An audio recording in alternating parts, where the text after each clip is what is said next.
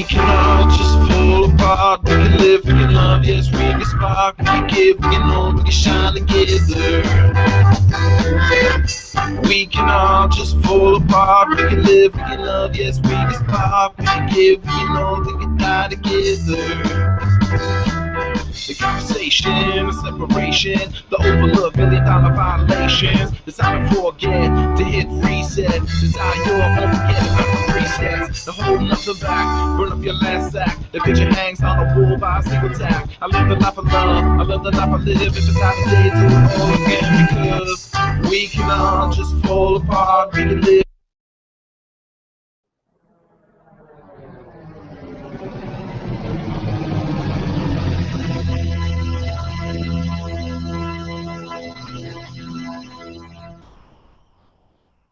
The following program is closed captioned for the thinking impaired. Choose your command. You have chosen the Face-Off Hockey Show. I mean, hockey is my life. I've got on hockey underwear right now. The Face-Off Hockey Show. What? With Scotty Waz. Sean O. breakaway.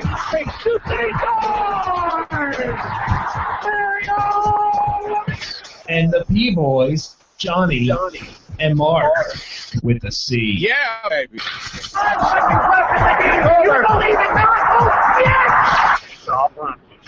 Here's your host for the Hockey Show, Scotty Waz.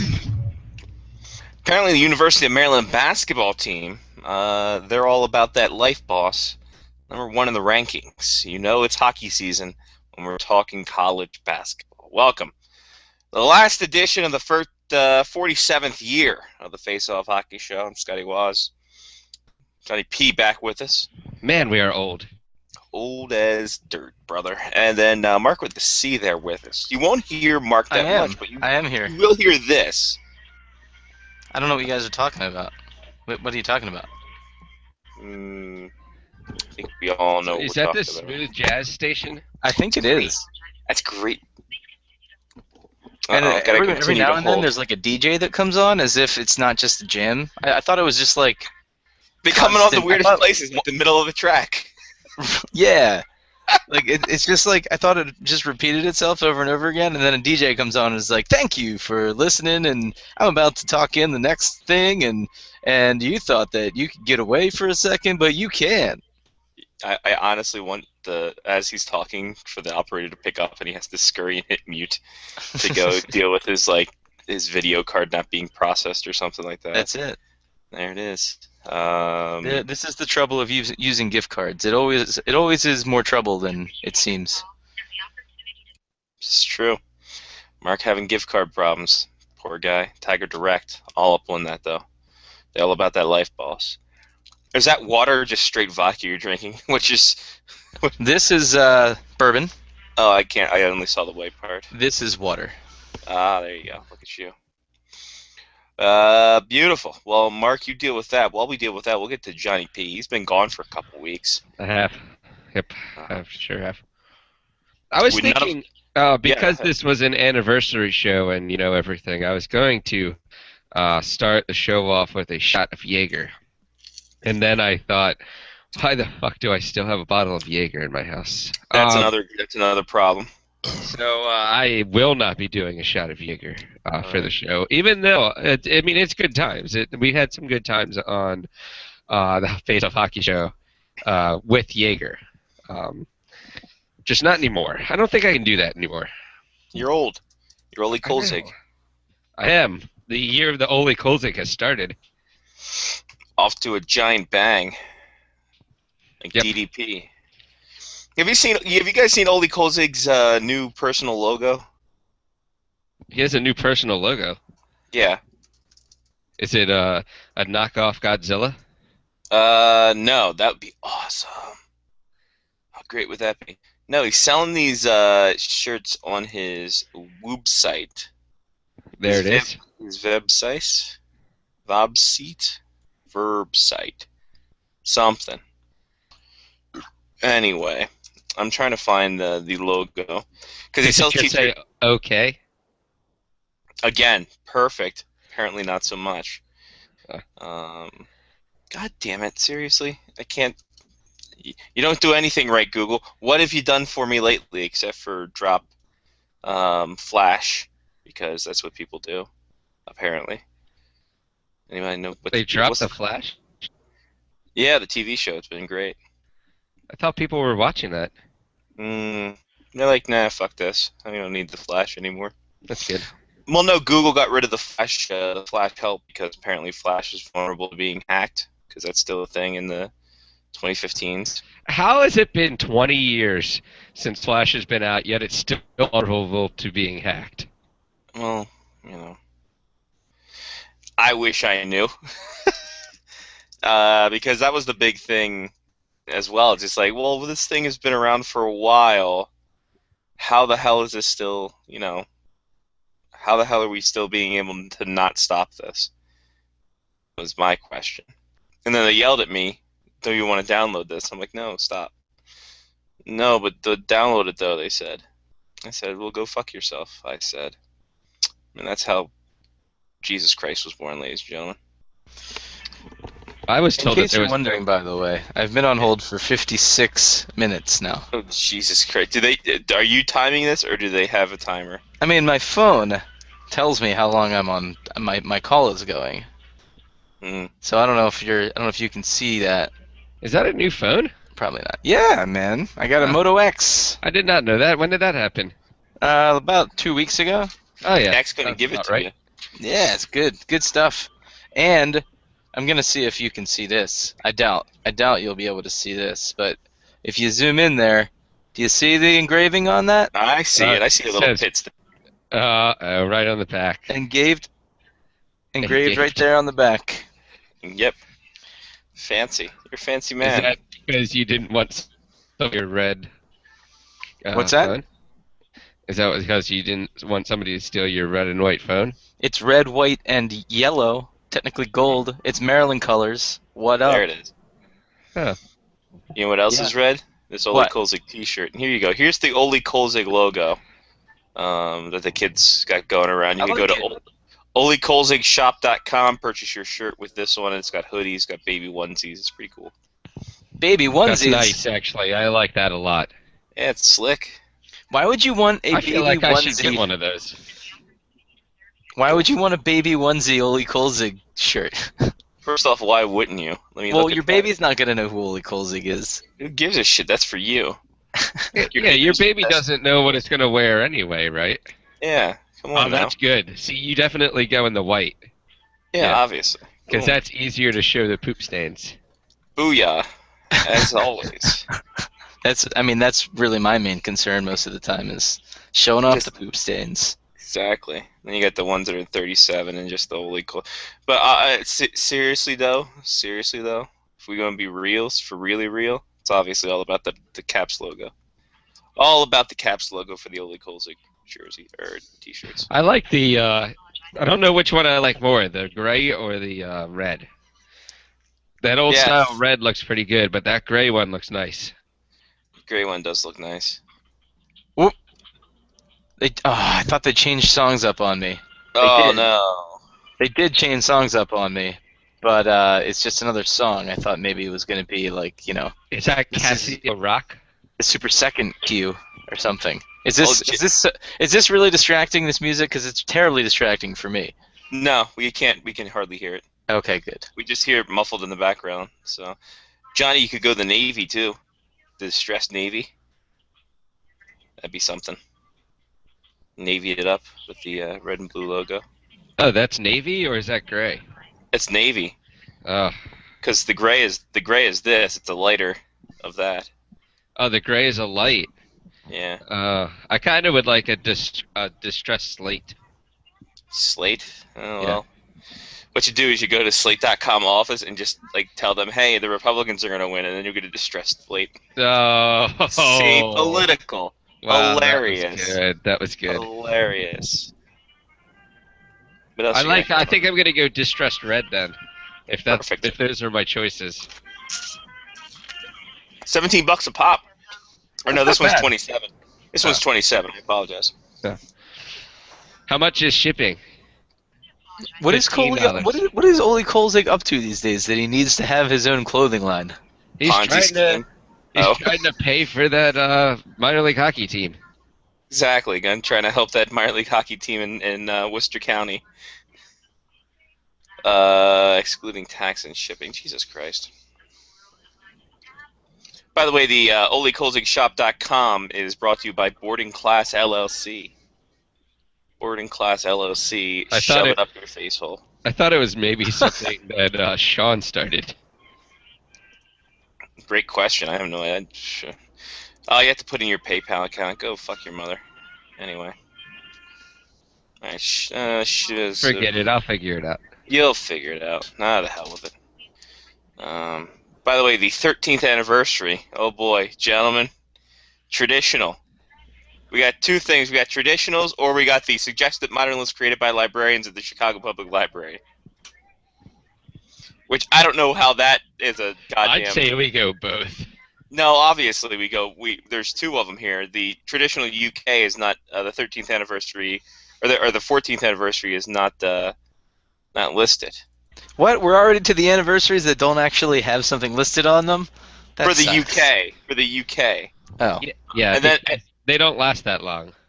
And then after 15, we got 15, and then after 15, traditional. Yeah, we don't have it till 20, but apparently the people at the Chicago Public Library said, "Hey, this is all good. We came up with something. Don't worry about it."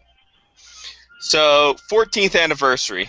I hope want to it's know how they cheese came deep up with dish. that. Hold on. How How do you about think, cheese deep dish? like, yeah, were they sitting exactly. around the table? Like, what is the Chicago Public Library have to do with anything?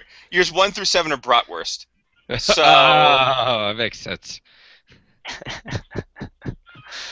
Like, I picture that room that, like, our parents used to do couponing in.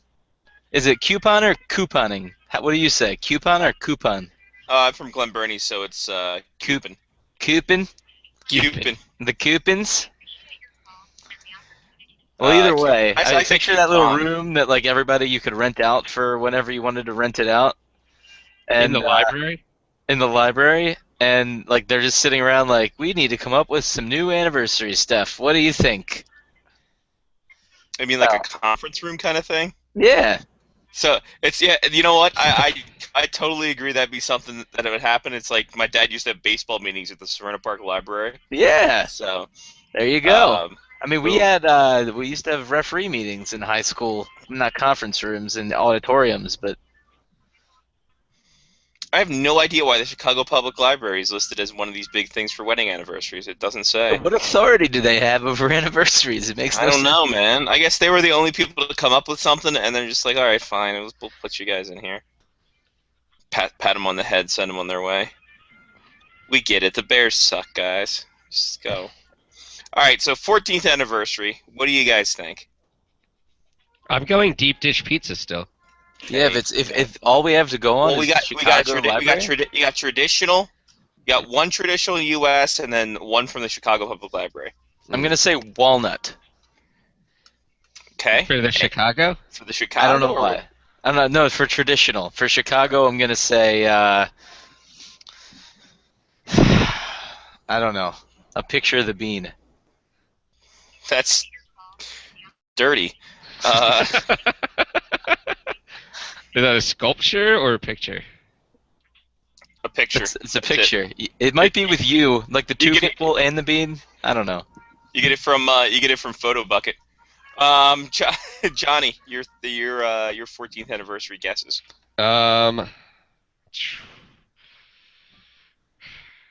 I don't know. I'm terrible with this. I'm going to say maybe 14th anniversary is Ruby, and then deep dish pizza.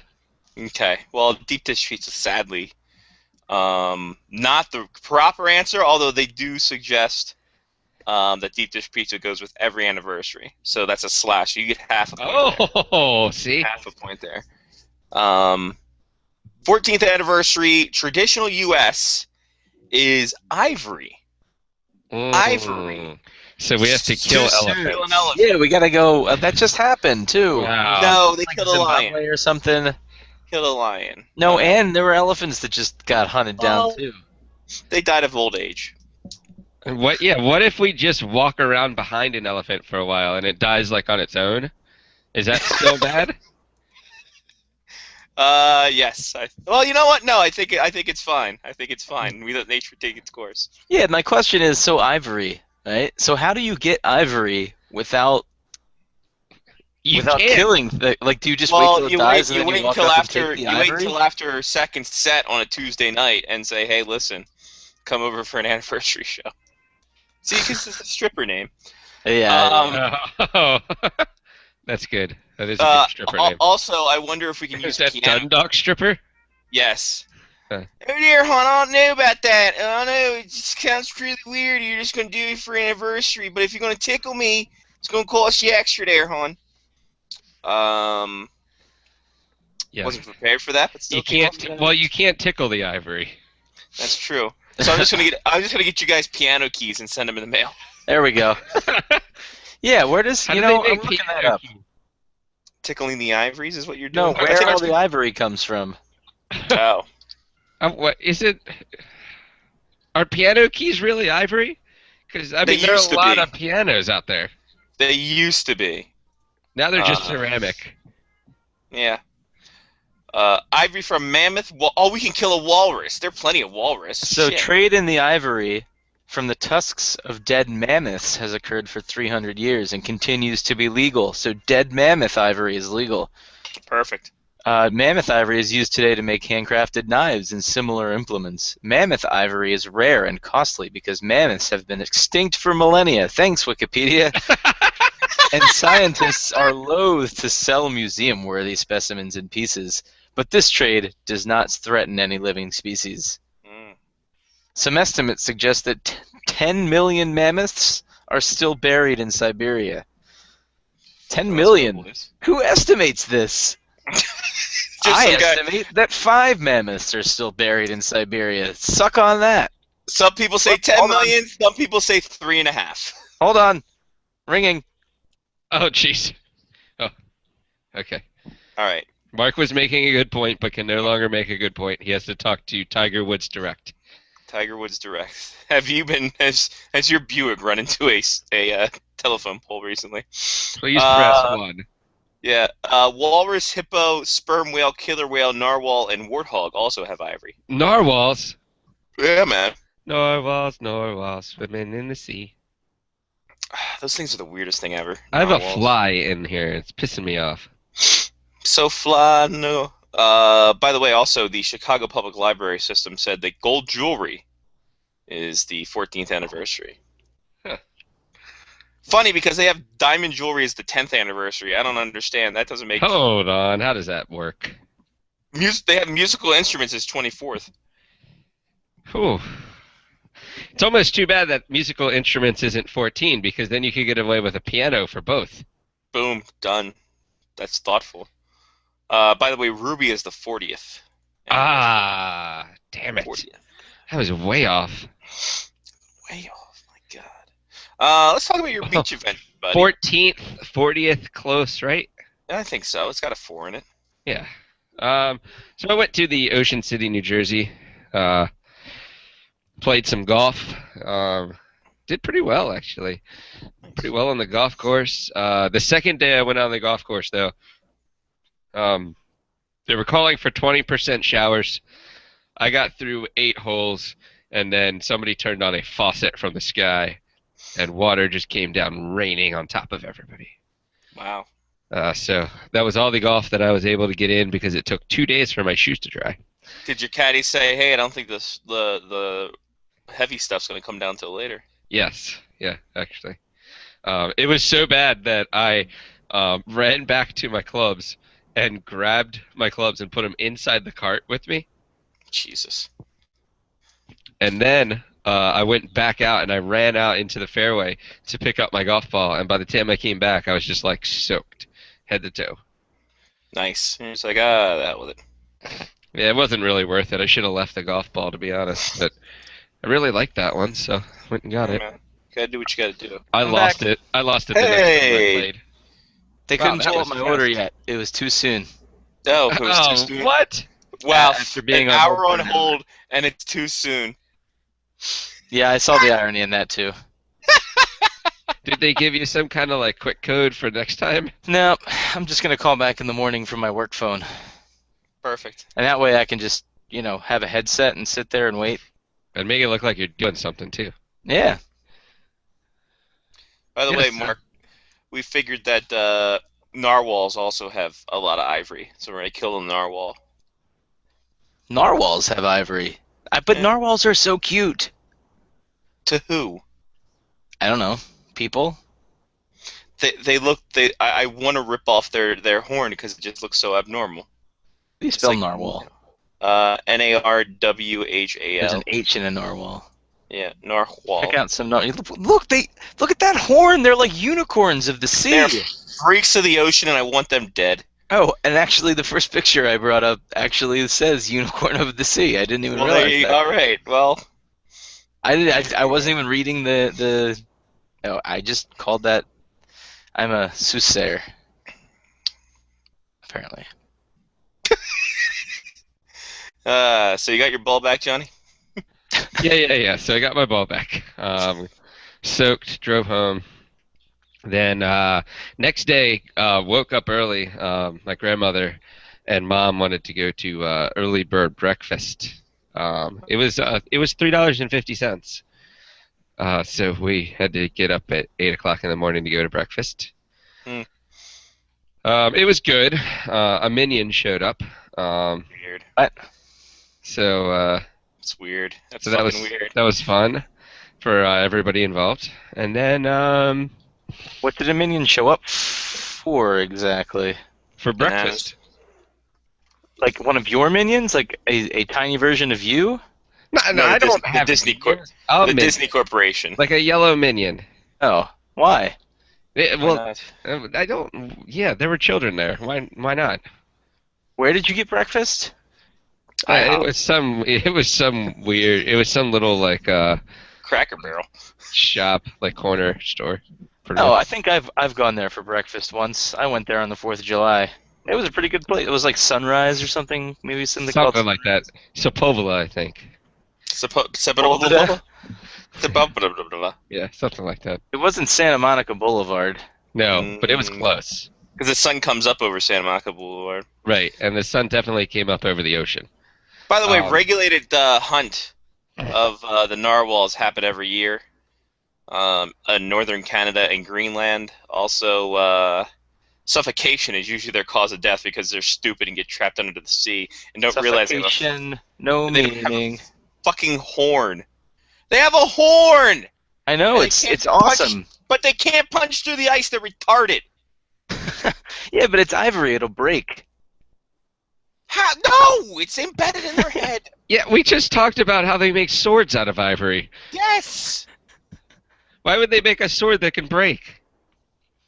Yeah, you're right. That makes no sense. No, but they make knives. They make the hilts and the handles out of ivory. They don't. That's just for decoration. They don't make the actual sword out of ivory. That would be ridiculous. But still, they have a sharp, pointy thing. And stupids don't know how to use their. And the young they die because of starvation. They can't even eat.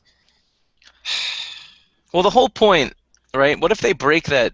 What if they break their horn off? That hurts. Good. I bet. Then they're just another bottle-nosed whale. They're fine. What if What they I- break the ice though, and the ice like starts, melting polar ice caps and stuff because they're breaking ice up there? Here you go. Beluga whales and narwhals look the same. Let's go to the videotape. And by videotape, I mean a picture I got off Wikipedia. See, there's the narwhal on the bottom. He's got the dorky Pinocchio nose, and you got the beluga right there. So if it knocks off its horn, it's a beluga whale. That's all it is. Ta-da! That's kind of true, Mark. All right, fine. Well, beluga whales are still all right in my book. You know what? I like beluga whales. I'm fine with beluga whales. I don't like the narwhal. You just don't like the horn. It's stupid! Like, honestly, what do you need that for? It's called evolution. Lose it. It's self-defense, man. For I bet what? They can't even eat anything, and they get trapped under the ice. Yeah, but it Obviously, it's probably not scares self-defense things because away. the ice continues to fly over top of them and smother them. It scares things Wouldn't away. it be great if they like impaled something with the horn, but it wasn't actually close enough to them to eat it? Oh, God. That would be kind of funny, Like a actually. shish kebab. Yeah, it would be like the irony of the narwhal. Maybe that's their problem. Is they're like, you know what? I'm gonna create something on a skewer and have all this meat, got some potatoes and some veggies. Let's fry it up. What's that? I can't reach it. Oh, that's a shame. But you'd think even then they'd be able to feed each other with that stupid stuff. That's What? true. Actually, if they had other people, then they could feed them. Other narwhals. They deserve to be. There are fed. other narwhals. Exactly. I'm Find confused. primarily in Canadian Arctic, Greenlandic, and Russian waters. They're a uniquely specialized Arctic predator. I bet you that there are close to 100,000 narwhals still buried in Siberia Siberia. underneath the ice. Yeah, right. I bet there's only 12. It's 3.5. They can range from 13 to 18 feet and weigh as much as 1,800 to 3,500 pounds. Wow. At 11 to 13 years old, the males become sexually mature. Just like me. Exactly. Just like our Females become sexually mature at 5 to 8. That's illegal. Yeah, there's something wrong with that. Well, never mind.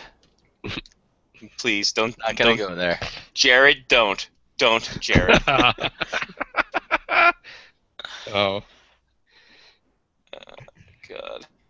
So yeah, I didn't see any narwhals That's a shame. in Ocean City.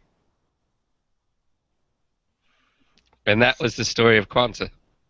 And that's the story of Narwhal Appreciation Day.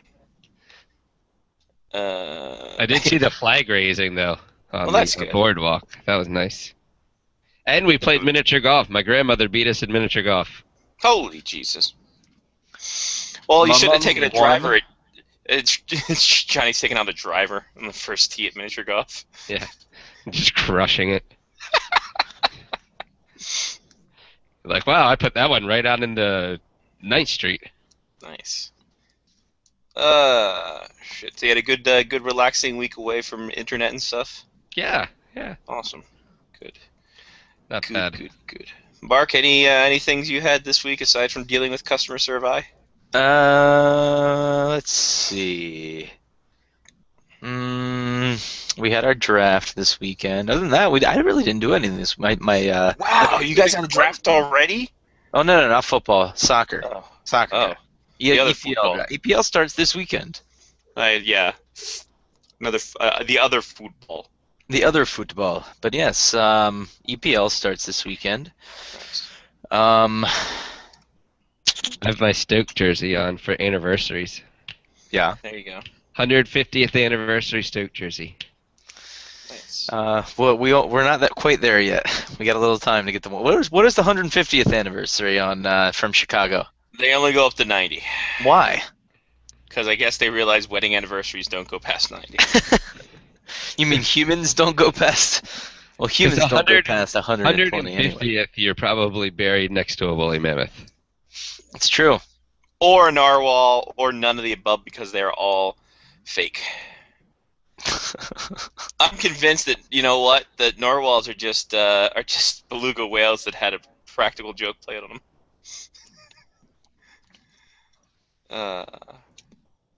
Anyway. But yeah, no, I didn't have anything crazy this weekend.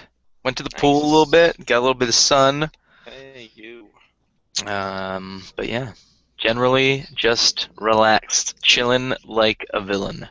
Wow, look at you. Look at you, you hungry. I got a blood test tomorrow. That's fun. Having to fast for that's going to be great. Whatever. Well, what time's the blood test? And when you have to start fasting? What, 12 hours in advance? Yeah, so I start fasting probably around 11:30, and actually I think it's just 8 hours, but I'm just going to be ahead of it. Just be like, yeah, no So you drink. mean that you need to fast during the hours that you would normally be asleep? No, I'm Scotty not- works during those times. I work that's true. overnights. That's true. You do work at So- nights. Yeah, So that's my his food lunch. Schedule's all fucked up. So this is this is a morning show for you.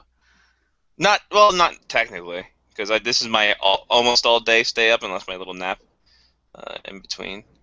But yeah, I'm really screwed up in terms of what the hell to eat. 'Cause, yeah, usually I eat breakfast at 10:45 p.m. and then lunch at around 3 a.m. So I'm just like, oh Jesus, oh Jesus. So after the show, I'll eat my dinner / breakfast / whatever the fuck it is, and then away we go. Away we go, and then take blood out at noon and have Taco Bell at noon 30. Or something like that. I don't know if I can find a Taco Bell. Taco Bells are hard to find here. You should get Pizza Hut instead. I think I'm gonna get a Taco Bell. Or You should go to Pizza Hut. I think I should go to the combination Pizza Hut and Taco Bell. There you go. Then you don't have to decide. Boom. Nope. Not at all. I remember I was talking. Don't know who the hell I was talking to. I told them, yeah, man. Back in the college days, we had the big three. Oh, it's Todd Butts. I was talking to Radio's Todd Butts, and he does the intro to the show, folks. And he's also a similar voice to that of Wilson in the draft of Wilson and Watts from KPSI. Anyway, very similar. I was telling him, yeah, like from brothers from another mother. It's really weird. But we're talking some random bullshit. I said, yeah, back in Aston, Pennsylvania, we had the big three. The Pizza Hut, the Taco Bell, the KFC, all in one place. There it was. Because we were talking about Root Beer Float Day, because I think it's Root Beer Float Day tomorrow at A&W's. Why are there days for everything? Well, like, no, literally A&W, everything. Now all we have to do is find strippers. Yeah, all you have to do is find strippers. A&W Root Beer Float Day, and get a free small root beer float at your participating A&W shops. So there's that. And yes, Mark, it has to be every day. It has to be something. Come on, man. What time do we get Lyle on with the new 8 p.m. start? Whenever the fuck we want, essentially. We can get him now. I would like to get his take on the that big media deal the NHL pulled off the other day. Got it. Get on top of it, son. But yeah, why not have something? I think, what was today? Today was National Notebook Paper Day. Just writing a notebook. By the way, back to school stuff going on. Greatest thing ever, because notebooks are like $1 a piece. Just start stocking up on them, on things that I won't use. I got one of those little, the little guys, the pocket-sized notebooks from work today. I didn't bring it home. It's still at work, but I got it from my desk. I don't see a point. Like, I never envisioned actually using it, but I feel like I should have one for some reason. Like, just in case something happens, I need to pull something out and take a note and, like, put it back in my pocket. Ominously. That's something you keep in your car. Will you put it in your, like, top pocket, though? Like your dress shirt pocket? Or would you put it in, like, one of your back pockets? Well, back pocket, you'll sit on the rings. Metal things, and it won't turn properly after that. You got to put it in the top pocket.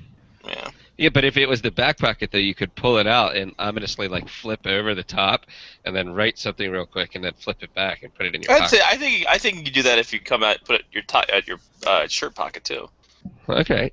I mean, I'm not exactly sure. I was just. Lyle, flipping a notebook. If you have like a small little notebook, kind of like a fat little notebook, like this little contraption here, or some kind of ledger.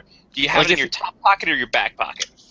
A notebook? Yeah, like you're taking, like you hear something that related to the case you're working on, and you pull out a little notebook, little guy, and you flip it open. You write your clue down, and you flip it back, and you put it in your pocket. Which pocket is it going to? Top pocket or back pocket? Or are we assuming we're wearing a jacket and inside pocket? If I may, since the most famous person that I know that ever used a notebook was Lieutenant Columbo. So, I thought you were doing Pesci. If I may. Well, no, Pesci's a higher register. What am I, Amuse-you? Am I a clown? No. There would definitely be inside top pocket on the coat. Sure. Left-hand side. That's a trench coat also. That's not even just like a normal coat. You can do it on a trench coat, or if you have a sport coat, there is always left-hand side, right in here. Or what you do the classic cop thing. You keep it in your hand, you hold it there, and you work it into your palm, and you work it like that. And That's just a cop thing? I do that all the time. guess it's a cop thing. I Put it don't in know. your hand, work it in your palm. Exactly. Just working it. Exactly. We're talking about penises, Work. right? Anyway. Work. Well, what are you guys talking about? Yeah, I think that we're on the same page. Great. Oh, we go. That's the cupping, right? That's the That's the cupping. cupping. Yeah, no, it's you cup it and Right. cup it, twist You it. know an turn it. awful lot about I cupping understand. there, Scotty. I wanted to be. Not that there's anything wrong with that. I wanted to be a prostate doctor for the longest time, and here we are. Yeah. We're ending 13 years. Two things of note we were talking about before, Lyle. Scientists have said 10 million mammoths are buried still in Siberia. Mark estimates them at 5. Not 5 million, just 5 individuals. I think that they're severely overestimating the amount of woolly mammoths that are still buried in Siberia.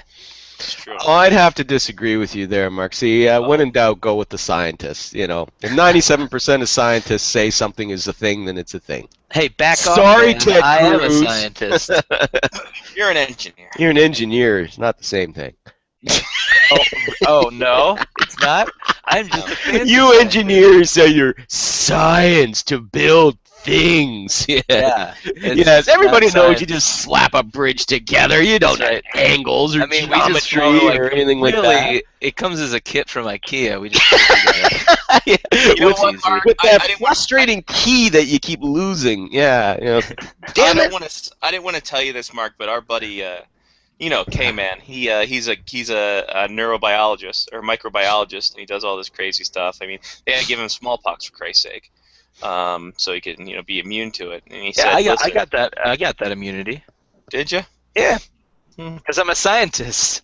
Sure you are. Oh, so as Uh, a scientist, you have immunity. Oh, no! Don't touch me! I have scientific immunity. No, he Whips out his fancy science card. And, It could have been the I'm gonna beer write this talking. down in my fancy science notebook. Yeah, exactly. It could have been the beer talking, but Kevin said, "Hey, how's Mark doing?" Or as I like to call him, the Imagineer. I'm like, well, that's not even a real thing, Kevin. He's like, well, Wow. fuck him. He's not a real scientist. He's a piece of shit, piece of garbage. I love him anyway, that little wop. Oh! True. Wow! probably Somebody's did really have- Wow, anti-science. this escalated quickly. Ooh. I may have said most of that, actually. Thinking Kevin was still in the stall Don't- next to me. Don't want to put any words into Kevin's mouth. Yeah. Nah, he'd probably back it up too. He likes agreeing to a good lie. Also, second point of business: narwhals, bullshit or not? Narwhals are the unicorns of the sea. Yes! Yeah, we've I gone saw over a that. picture, I and I still said think they're exactly the bullshit. same thing. Now, I'm earlier. not saying that because I heard Mark say that earlier in the program. That's just my way of proving that I do listen. But I agree with you, Mark. They are the unicorns of the sea. They are. I mean, And that's like all interesting. unicorns, they eventually go extinct. So there you go. Thank God. Ah, see where I went with that? Yeah. Wrapped under ice, and they have a pointy thing on their head. Do they shoot rainbows out of their ass? Yes. Great And you thing, can yeah. ride them to Pleasure Town. Not them. You can ride. The rainbows, or You're not riding. You're not riding. are you riding a Narwhal. normal? Too late. Riding the Too narwhal. late. How the hell are You're you not like- We now have a saying for the draft of Buffalo. We're gonna ride the narwhal to Pleasure Town. Woo! That actually sounds like one hell of a night. It does, doesn't it? Let's Yeah. put that on a T-shirt, gentlemen. Let's make It's like that you happen. guys look horrible. Rode the narwhal to Pleasure Town. In you know what? I think that's on their state statute. Riding the narwhal to Presidenttown, Buffalo. Well, I feel like that's just a buffalo with like a toilet paper roll or something on the top. well, they got to do anything to erase that goal in their head. Brett Hall's foot in the crease. Anyway, Well, Hockey. There we go. Hockey thing. Before we did Anyway. that, did you guys talk Oh, about we haven't talked Roddy, about Pi- shit. We Roddy haven't talked Piper's about passing? shit yet, Lyle. Not We yet. talked about our week. We only have a half hour to bullshit now. Mark was on a hold with Tiger Direct, and we were enthralled with that. Ah, Tiger Direct. Yeah. And then they Roddy told me Tiger that Direct.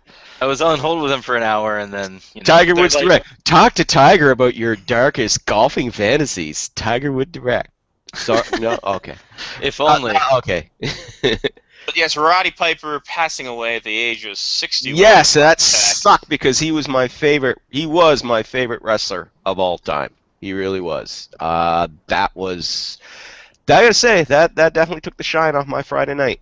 Gotta tell you, that was sad. That was just that, and that happened just like, oh, Roddy's wow. There's such a good thing to say about it is that at least he passed in his sleep. You know, Yeah. It was cardiac arrest, but it happened in his sleep. He just didn't know what hit him. You know, so I suppose if that's the way to go in your sleep, I guess. But damn, you know, still. But you know, he was say what you will about the guy, but he was definitely he changed professional wrestling. He did change professional wrestling because he made it cool to cheer for the heel. Yes. You know, if you had a charismatic heel, he was the first true charismatic heel in pro wrestling. This is a guy that you could identify, because most heels, when you watch pro wrestling before that, they were just literally almost like the Snidely Whiplash, mwahaha, evil, evil, evil, you know, and they just yelled a lot. America sucks. Swear. Yeah, just yelled a lot and didn't say anything, and you couldn't help but hate these guys because they were just ugly and stupid, and you hated them. But Roddy came in, and he had it. You know, first of all, the man could talk well. He always could hit the audience in the palm of his hand. He wasn't the best wrestler by far. He was not, you know, like there were much better wrestlers, but Roddy had charisma, and he could out talk you. He had wit, very quick wit. He was very fast. And like I said, when I was younger as well, when I was back in the WWF heyday of the mid '80s and that, leading up to that point, I'd always remembered hearing this phrase of there's a thin line between love and hate, and I remember thinking that, you know, that's bullshit. You know, you either love somebody or you hate somebody. There's no two way those two come together.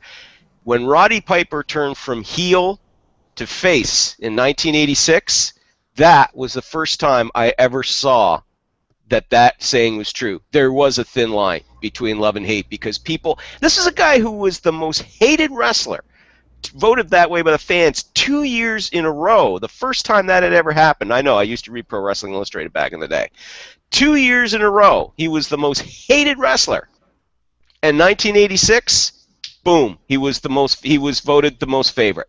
But what we've learned since then, and it took a while I don't know if it took like a smarter fan base. Not saying smarter, but like a more in-tune fan base. I wouldn't say educated, like someone who really knows what's going on, but to really hate someone, you have to like them on some level in that world.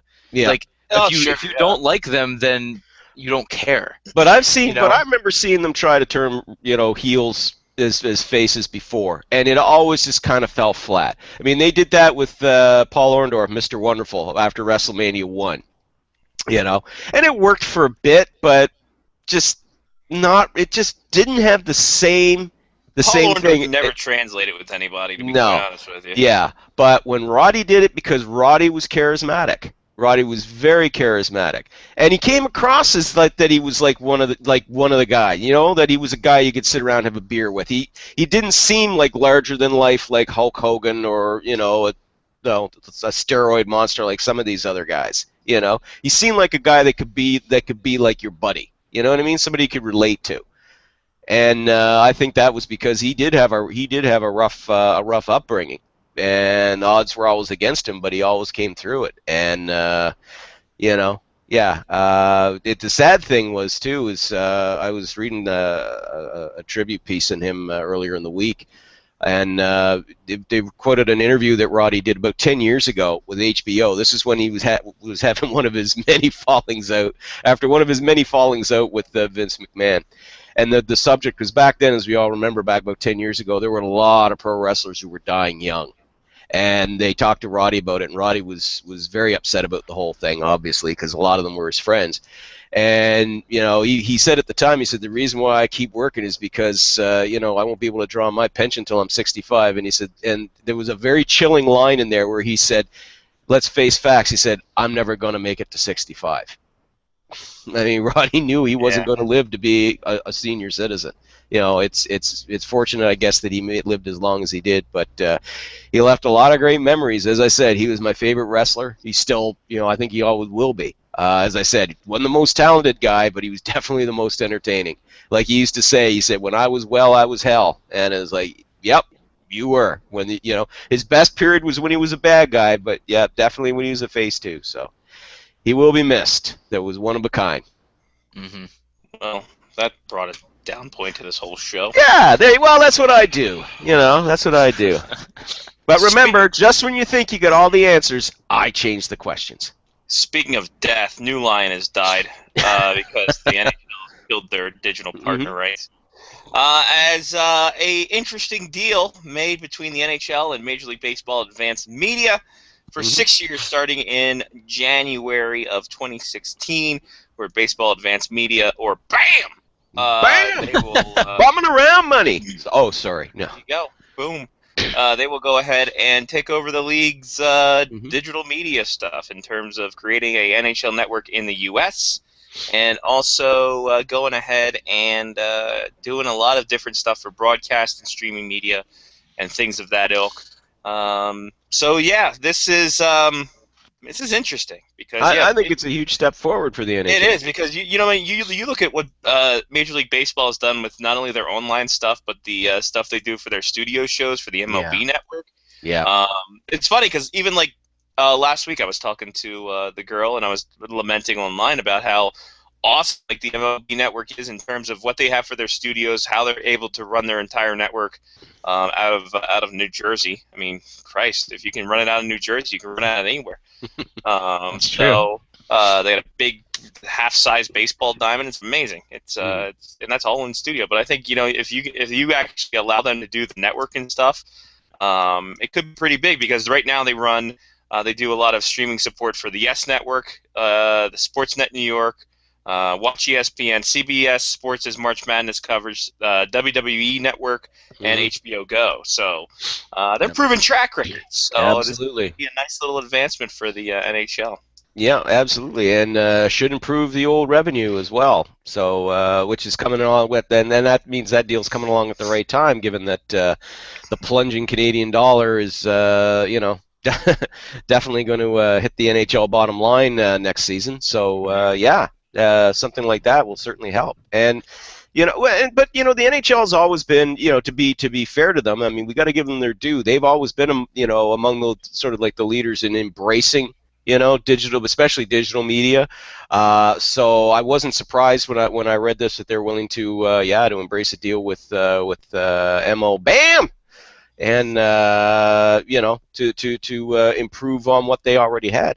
So hopefully that's going to make it also easier for we fans to get access to stats and much more in depth. I'm sure Scotty's favorite people, the advanced stats wogs, will definitely love it. So. BAM said they're going to move the NHL network from Toronto, which TSN was running it, and they would move it to part of the MLB network headquarters in Secaucus. Good. So good, because the NHL network needs a lot of help. I was actually very disappointed with what TSN was turning out with for the NHL network, because TSN's coverage here in Canada of the NHL is second to none. I mean, so sorry, Sportsnet. Yeah, Rogers, you spent a hell of a lot of money, but your product is still inferior to what TSN was putting out. But that being said, the NHL network, at least here in Canada, the Canadian version, sucked. It was awful. Lyle. From day one, it was bad. It was awful. Lyle, how come you didn't want to watch the 2007 through 2014 Winter Classics on Tuesday afternoon? Yeah, what was wrong with me? Yeah, I don't know why. Maybe because I had shit to do on a nice sunny day in the summer. Let's look at the schedule for today. Yeah. Starting at midnight. The last time I looked at the NHL Network, it quite literally was playing the 2007 Winter Classic or 2008 Winter Classic. Oh. It gets better, gentlemen. Here we go. Starting from midnight today. Yes. The day that changed the game, November 1st, 1959. Oh. Again. That's at midnight. Showing that again? That's it. Well, Lyle, trust me, it's going to get much, much worse. 1 a.m., Classic Series, 1986, Canadiens versus Flames. All right. Again? 2 a.m., Encore game, Game 5 of the Stanley Cup Final, Blackhawks and Lightning. 4:30 a.m., top 10 goalie performances of 2003 playoffs. To 5 o'clock, Classic Series, 1987 Flyers versus Oilers. Again? 6 a.m., Day That Changed Everything, November 1st, 1959. 7 a.m., Classic Series, 1986 Canadiens versus Flames. 8 a.m., Encore Game, 2015 Stanley Cup Finals Game 5, Blackhawks versus Lightning. Rinse, wash, repeat until 11 p.m. And then the next day starts, and the Day That Changed Everything was February 24th, 1980. And you do that for 17 different hours. Yeah, but I mean, but see, that's the thing. That schedule has it. A lot of those schedule programs, they were on the last time that I had subscribed to the NHL Network, which was several years ago. You know? But yeah, and that's just it. It's like all the stuff they have is they could do so much more, but they don't. Yeah, but they don't. It's just they're just going through the motions. It's just like the only thing I ever liked about the NHL Network was the NHL on the Fly feature when live games were going on, because they would always check in, with the different highlights, in real time while the games were going on, or as close to real time as they could. And I did like that feature. I really did. But that was the only thing that was worth watching on. The rest of it, I mean, once you got over your initial rush of, oh, look, classic games I haven't seen in a while, and so you'd get that out of your system, and then after a while you started noticing, wait a minute, that 1986 Game 5 Stanley Cup Final Series, they showed that 3 months ago. Geez, why aren't they showing showed different that stuff? yesterday. Yeah, and now it's just Now it's the same six shows on repeat. That's why I said when Scotty was rattling those games off, I kept going again because Days That Changed the Game again. It's the same shit.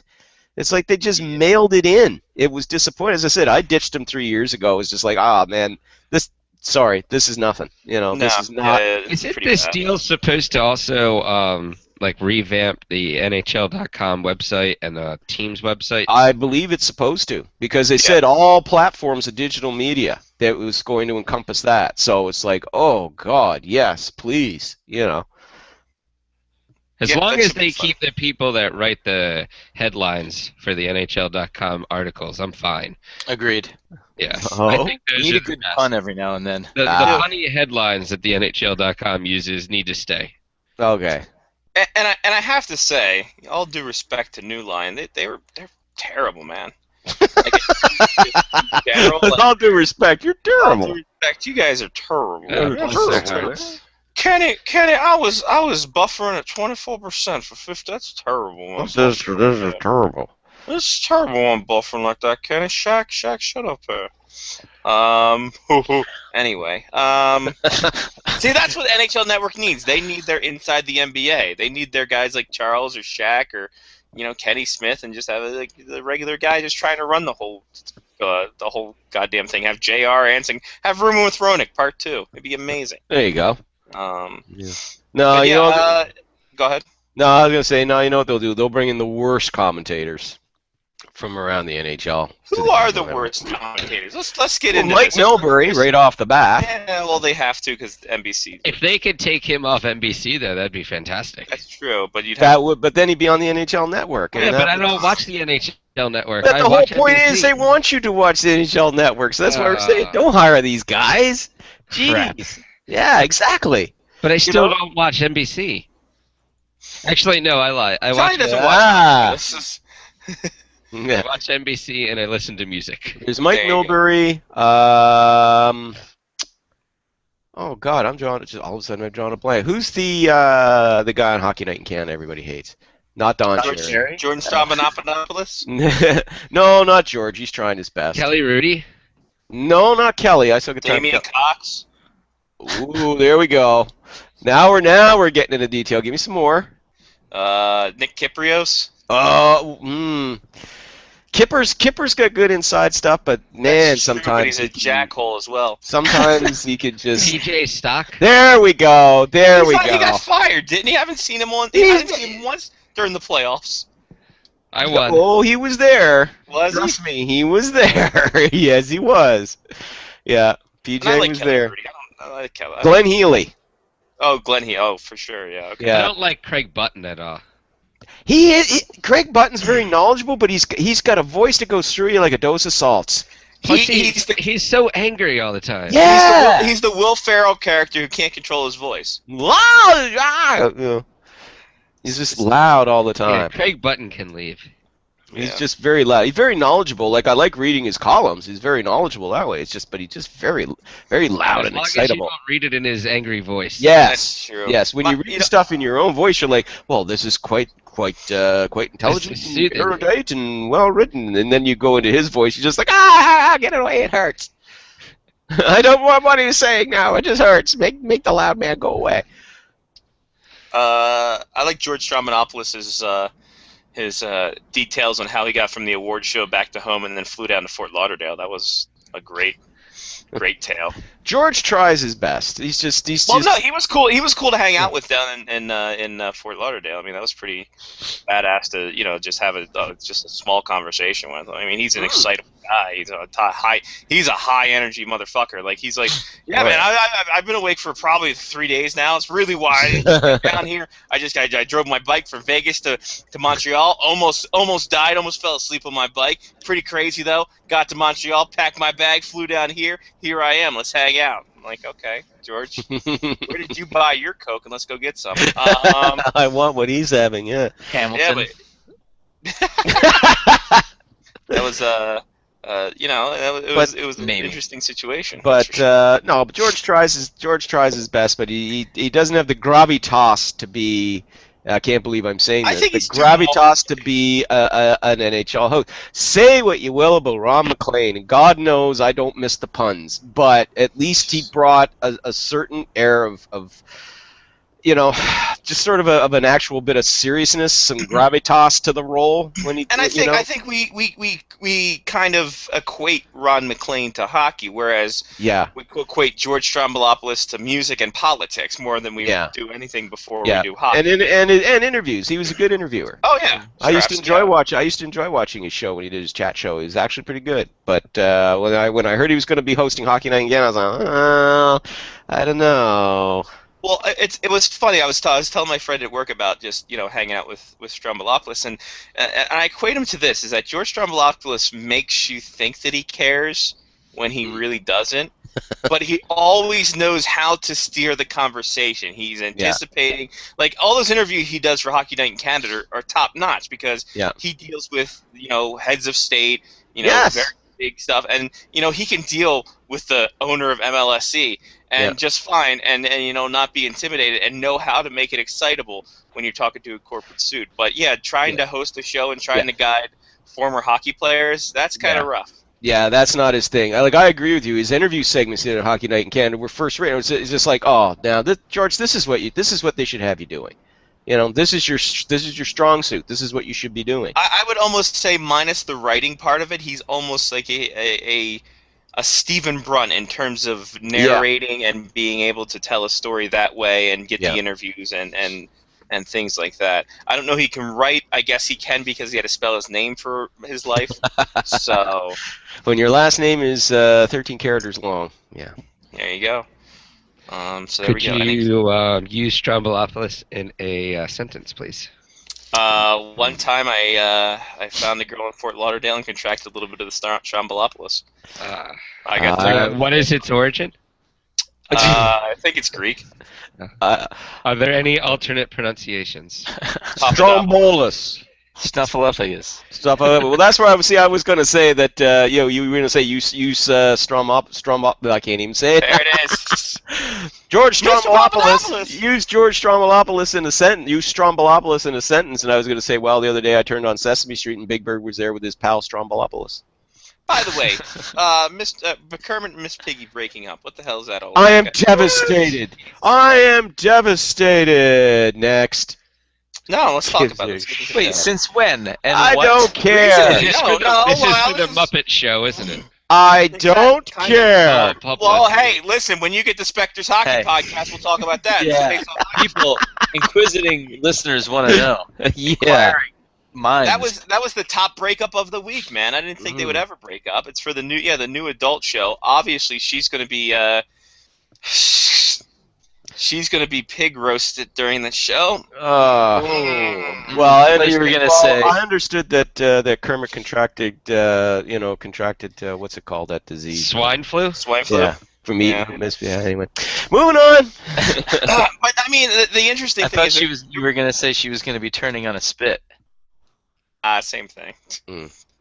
Same thing. See, you put it on your peanut. Wee. Something like that. More pork jokes. Yes, more pork jokes. More pork jokes, sir! Like I said, the second biggest breakup, Gwen Stefani. Apparently Gavin Rossdale was cheating. Who knew? Don't speak. Wait, what? Yeah, That's Gavin not Rossdale smart was- at all. The lead singer of Bush Yeah. is a Yeah, good guy? They were married for 16 years, and she's like, nah, he's always faithful. Nah. Come on. Wait, so Come when do you think she found out? Like when neither of them were promoting an album? Oh, I don't know. This Maybe seems really convenient. maybe when the panties fell out of the glove compartment in the Porsche. You know. Yeah, that was that's in my guess. '98. That was the problem. Yeah, that's what I'm happened a saying. lot. Like, I'm sure this has been happening for a while. It's just they didn't Yeah. they now mention it when neither of them has anything going on. Yeah. That's true. Well, let's be honest. When's the last time Gavin Rossdale had anything going on? 2008, 2009.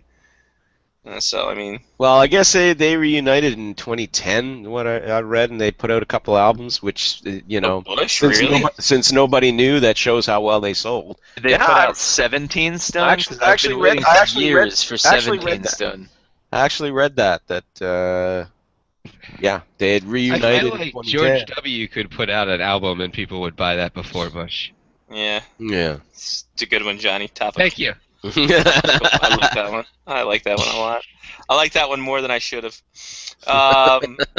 But yeah, speaking of just tragedies, but this one, sadly, the marriage is staying together. Marcus Johansson, 1 year, $3.75 million with the Washington Capitals. Sorry, Mark. That's Brian- okay. But Sorry. wasn't it like 3.475 or something? It was something No. right underneath the threshold. Yeah. Mm. But yeah, they're going to call this a. He obviously gets a nice little Missouri contract because he's going to have to show the Washington Oh Capitals. yeah. There were several of them that wound up with that this past week. Yeah, but Mojo, obviously, the main guy for us because Well, obviously. the hell with Jonathan Bernier for a second. Toronto's got too much coverage with all the trades they've made in terms of basketball. But yeah, Mojo. Where we got him slotted in? Third line Where's somewhere? he going? Where's he going? Well, GMBM was actually suggesting that maybe Mojo could slide in on the third line center as one of his options because they still need to address the third line center thing. So they're saying, well, one of our options, maybe we could put him in third line center. A terrible center. But I guess what No, they're but- looking at is maybe as maybe looking at as a third liner, blah blah blah. Because remember, they tried him as second line center before. Remember that? Yeah, but didn't can you fail see this spectacularly. conversation?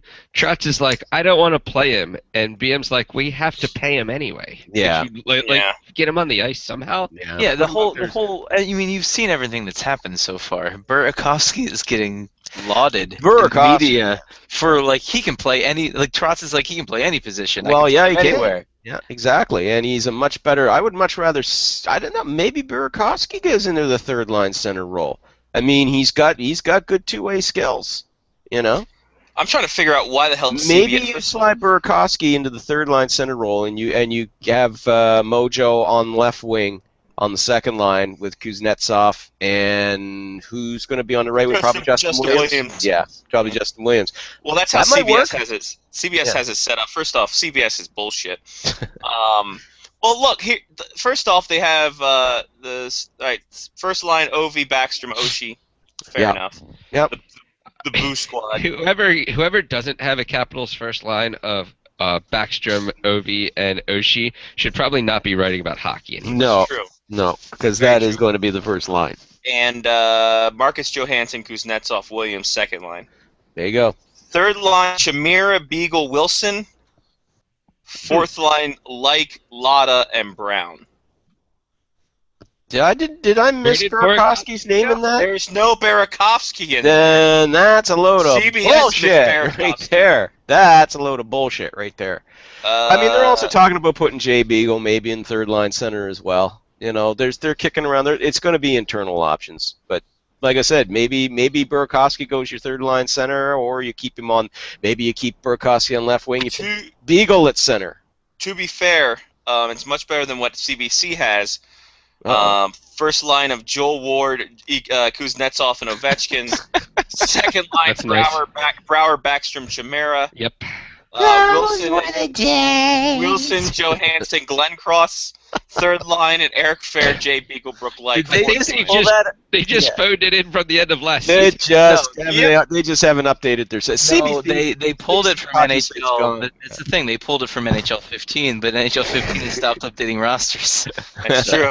Speaking of what, very quickly, man, you talk about a guy whose free agent stock friggin' plummeted. That was Glenn Cross.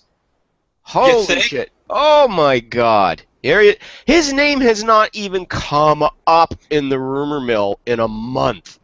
Not even in a month. And well, because I'm saying that's what I'm saying. See, I'm saying what I'm saying. Yeah, that's.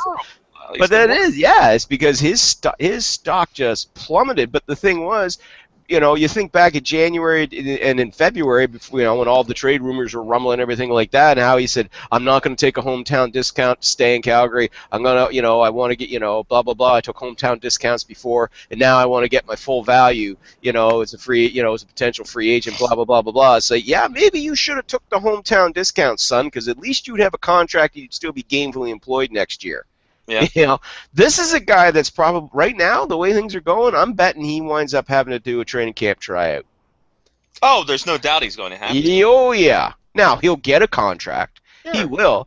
But it's like, dude, if you had taken the lesser money that the Flames were willing to offer you, you would have been gainfully employed and you'd be on a good team right now. You don't know where you're going to end up next year. You could be on a crap team. Face of an asshole. Like, you look at him, you already know he's an asshole. So it's not well, the best part is that, like, the rumors were, you know, he might resign with Calgary after whatever stint he was traded to, and now Calgary was like, we didn't say that. What are you talking about? Yeah, well, we didn't say who that. The hell told you that? No, we totally didn't say it. Prove it. Brian Burke's taking his tie off his shoulders like a shawl and choking the reporter. I got to throw this. Speaking of Calgary, this is hilarious. Some guy, but honestly, some guy threw up a picture on his Twitter. He was on a flight to Calgary, and in the seat behind him, and one row over, was Cody Franson. So he threw that up, and he said, "Oh, Cody Franson on the flight to Calgary, future Flame?" in question mark. So of course that created excitement for all of a day. That's like, no, that's not no. Listen, he could have been flying to Chicago too. Doesn't freaking mean he's joining the Blackhawks there, bud. Wait, where was he flying from and to? Let's because if he's going from Toronto to Calgary to Chicago, he's got my travel agent. I think his somebody was saying his wife's family's from Southern Alberta or something like that. So that's right. Probably what it would be. He was on his way to Australia. There you go. Yeah. He was on his way to Europe to join Saskia on her European adventure. That's been fun. That sounds like a good movie. Interesting. It's been interesting while following her trek. The last I saw was she in Italy now? I remember she was in Croatia for a while. As of this, that's a good question. Let me go check. It wasn't Croatia. I think earlier in the week. I think Zagreb, and I think she's in Italy now. I'm trying to find. I don't know what her. She has like 17. She can't mainline her fucking social media. Anyway, as of this morning, she was at Gustav Uver. Exactly. I don't know where the fuck I hear they've got. Yeah, listen. I hear you can get a shot. It'll clear that right up. Exactly. Gustav Uver. Oh, it's shot beforehand. That was part of his immunity. She's obviously eating. She's obviously eating well because it's in Hungary. So she is in Hungary. But didn't that mean she's not eating well? I don't know. That means she needs to get something. Yeah, that means she needs to get something to eat because she's in Hungary. Budapest. Oh, nice. Well, I mean, she was probably fine in Germany because, you know, the worst is the best. Get the fuck out of my office. Karen, get him out of my office. Somebody got himself a copy of Ron McLean's 1001 Puns for his birthday. Oh, is that a real book? I don't know, but it would be awesome if it was. Would be Ron McLean and the forward by the NHL.com headline people. Mike Oh, Glynn yeah. and Company. They By the way, wrote the forward. there you go. But Roto they World. spelled it Forward. Speaking of forward, Roto World, which I believe is the end-all be-all for depth charts because they do fantasy hockey for Christ's sake. Mm-hmm. They've got Burakovsky slotted third-line center and Johansson second-line right wing. See, that's what I said. This could wait. Whoa! Wait a minute. Back that shit up. Johansson second line right wing. Where's Justin Williams playing? Second line left wing. Bullshit. Justin Williams is right wing. Yes, and that's why I said left wing, silly. No, you said that Johansson was playing right wing. Stop for a second. Here we go. I misspoke, Lau, like you've never done that. Marcus I Johansson- never have. Okay, my apologies. No, sir, no, that just I was like, wait a minute, what? No, that can't be right. But Burakovsky centering third line center, yeah, absolutely. Burakovsky between Chimera and Wilson, Kuznetsov with Johansson, Williams, Backstrom when he comes back, although that should be by training camp, Ovechkin, Oshie. Fourth line, Beagle like Lada. I like Lada. And I like the sound of that too. That actually makes a lot of sense. And then defense is just a mess. It's the top four, and then everyone else. Everybody gets a spot. Niskanen, Carlson, Orpik, Elsner, then Nate Schmidt, Dmitry Orlov, and Tyler Chorney. Dmitry Orlov, what's the deal with him, guys? Because What's what's the deal with Dmitry Orlov? No, because there was not that long ago, a couple of years ago, he was rather highly touted, was he not? Yes. Oh yeah. What happened? Was it the injuries? Well, at the same time, so was Steven Olitsky. So, and now he's gone. But he's a career AHL. I don't know what happened with Orlov. It could have been the injuries. He was very injury prone. He broke his wrist back at the World Championships a few years back too. Yeah. Didn't he mess up didn't he have a hand injury as well? Needed some pins in his hand or something like that as well? Sounds about right. Yeah. That could have been an effect of that too. Let me see what Dmitry Orlov is. But yeah, he kind of dropped off there for a bit. Yeah. From what I've heard, he's like a rostered player this year, or going to be a rostered player this year. Yeah. He has to be almost. Yeah, but but like I said, he was projected to be much higher up in the depth chart by now. That's what the projection was a couple of years ago, anyway, that he would by this point. But it just seems that he's just kind of that, sixth, almost seventh guy. He only played. That can't be right after. Jesus Christ. Whatever happened to Sasha Pakaluk? Good question. No one knows. Actually, I think he might be still playing over in Europe. I'll have to double check that in a second. Last year he only played 3 games, Lyle. In the Hershey Bears organization. 3 assists in 3 games, and that's all he played last year at all. Yikes. That's a no good boss. Yikes. How old is he now? 24. I was going to say he must be up in his mid-20s by now. Yeah, he's starting to run out of He's starting to run out of time. Yeah, he's kind of in that thing where that was a hell of a draft class they had in 2009. Johansson, Orlov, Cody Eakin, who's turned into a great player in Dallas. Oh God, yeah. Patrick Way, Brett Fleming, Garrett Mitchell, and Benjamin Casavant. Boy, they sure could use Cody Eakin there now, couldn't they? Whew, boy, howdy. Mm-hmm. Well, another player that wound up being kind of a cast-off that, to Dallas's benefit. Cody Eakin and Philip Forsberg. Cody Eakin played freaking fantastic for Team Canada at the Worlds this year. Yeah, he did. He did. That had to be the most stacked Canadian team for a World Championships ever. That had to have been, man. That was. By the way, for you scoring at home or even if you're alone, Sacha Polak playing for the Cornwall River Kings of the Ligue Nord America de Hockey. That's what I was gonna guess. Yep, it was right on the tip of your tongue. AKA the former Quebec Semi-Pro Hockey League. So I would have thought he was in the Federal League. Semi-Pro. It's pretty much the same thing. Hey, speaking of semi-pro, they're making a new Goon, a sequel to the Goon movie, and Tyler Seguin's got a cameo. Of course he does. He's got a cameo in everything. Yeah. It's amazing when he's not posing naked on Zambonis. Fucking right. Well, that's something that'll haunt your dreams. I got it right here if you guys want to take a look. Look, listen. If Prince Fielder didn't haunt our dreams, That was last year. yeah. And I think this year the St. Louis Rams O-line is on there too. So that means you can charabomb people and send this Zamboni picture out now, and I think the charabomb needs to come back now. He's wearing a toque, so he's got that going for him. Right? Yeah. Yeah. He just didn't say where he was wearing the toque. Right over his Tyler Sagan's. There you go. Well, who said that? But yeah, no. Yeah, I mean, I think it's announced a while. Did they just start filming? I'm trying to think. Yeah, it was just earlier, a couple weeks ago. Good for I them. think they were on the ice starting to Still have not.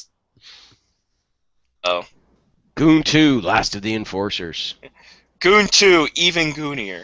Here we go. Goon We can 2, cleanse. Goonies are good enough. Oh, there you go. Cleanse our Tyler Sagan's Fielder with that. Boy, Tyler Sagan looks great. It could be. Don't do this loud. Don't fucking ruin this for me.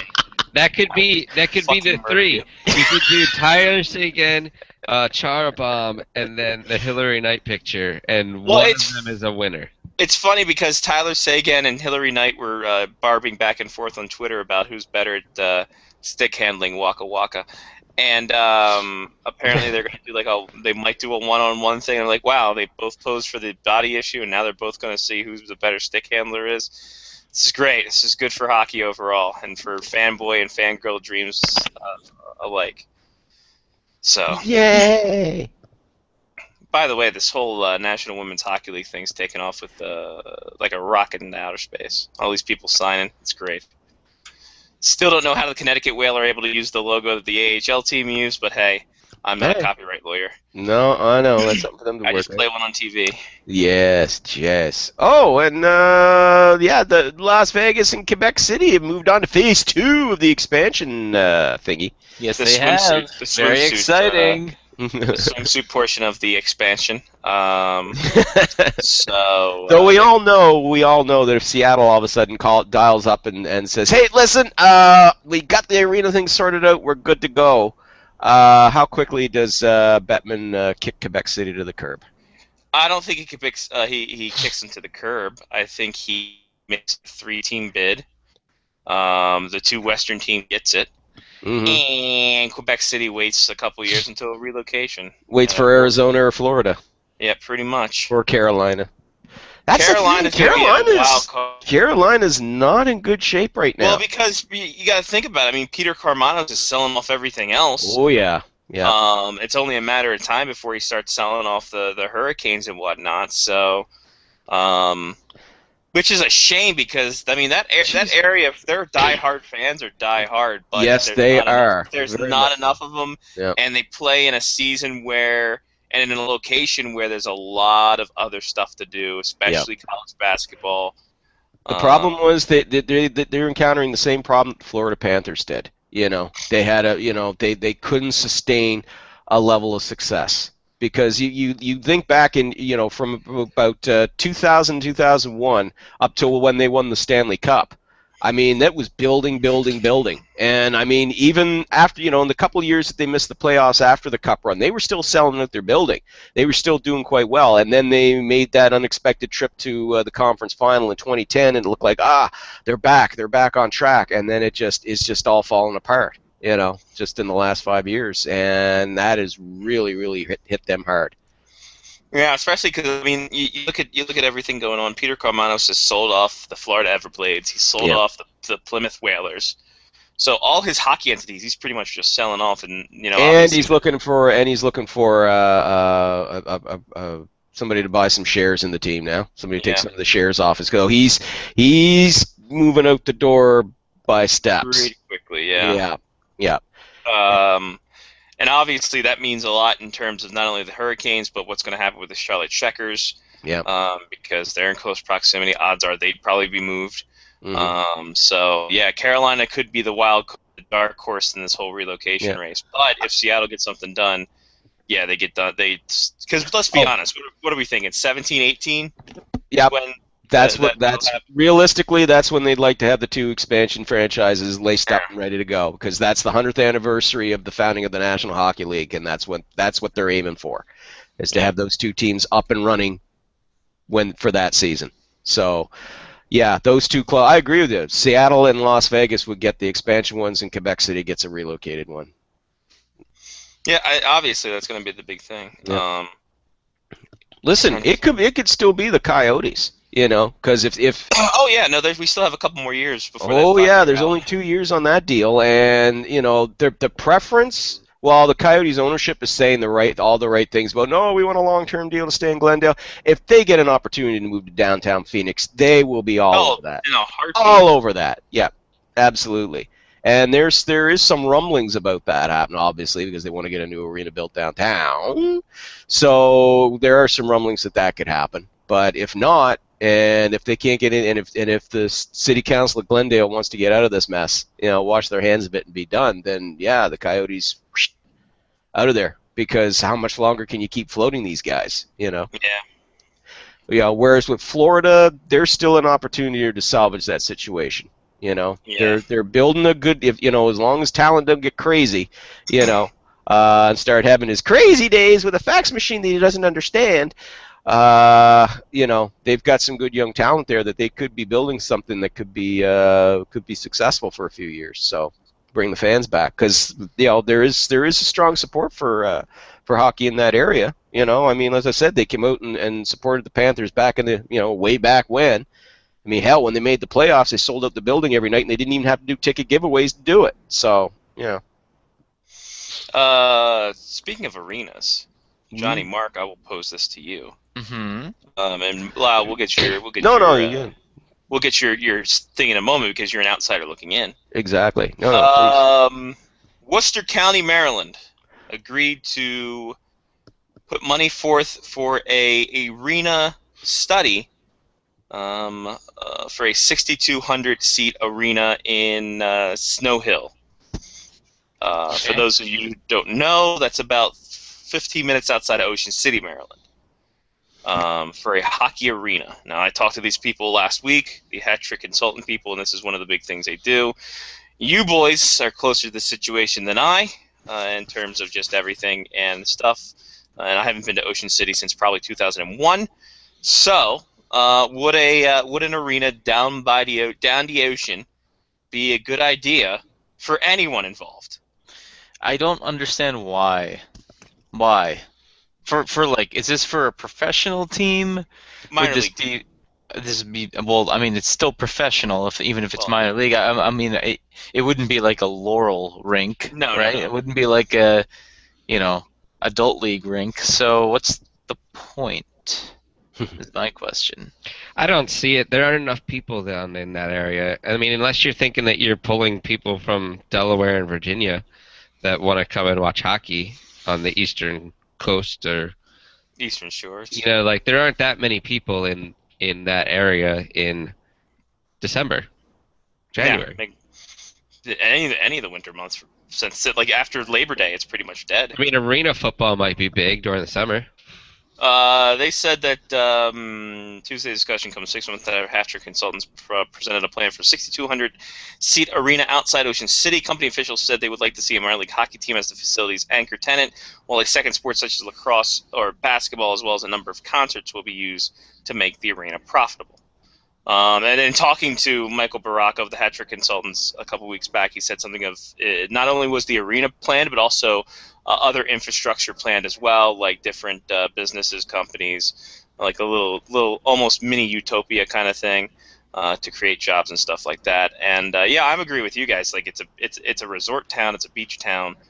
I don't see it as an idea, so I don't understand why the Stadium Authority is pumping in money, as well as the city pumping in money for this research, when it's just going to be like, all right, $6,200. Woof, I don't know, or 6,200 seats. I don't know about that. Lyle, if you're a beach resident, if you live out there on the Eastern Shore in your cottage 24/7, 365, would you want to see, honestly, in the winter months for a tourist town? That doesn't seem like it almost seems like a Glendale situation waiting to happen. Yeah. In terms of just no one showing up there. Yeah, and no, given how you've explained it out, it's just like, yeah, there's got to be a better location than that.